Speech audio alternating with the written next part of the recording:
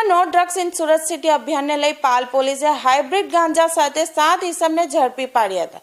મળતી માહિતી મુજબ સુરતના પાલ પોલીસે સાંતવન સર્કલ પાસે ઇવોક બિલ્ડિંગના બીજા માળે આવેલ દુકાનમાં રેડ પાડી હતી। પોલીસે ગાંજાનું વેચાણ કરનાર એક ઇસમને ઝડપી પાડ્યો હતો। ગાંજાની ખરીદી માટે આવનાર 6 ઇસમોને પણ પોલીસે ઝડપી પાડ્યા હતા। પોલીસે 7 લોકોને ઝડપી પાડી 3.92 ગ્રામ ગાંજાનો જથ્થો કબજે કર્યો હતો। ઝડપાયેલ ગાંજાની કિંમત 11,000 થી વધુ આંકવામાં આવી છે। પકડાયેલા આરોપીમાં જેનિલ સુખડિયા ગુનાહિત ઇતિહાસ ધરાવે છે।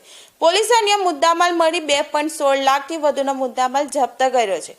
પોલીસે ધમરાજ ભરતભાઈ જગડ, જેનિલ સુખડિયા, જીગર પરમાર, હર્ષિત જોશી, કેવિન જોશી, રચિત પાંડવ અને રીધમ ચૌહાણની ધરપકડ કરી કાયદેસરની કાર્યવાહી હાથ ધરી છે।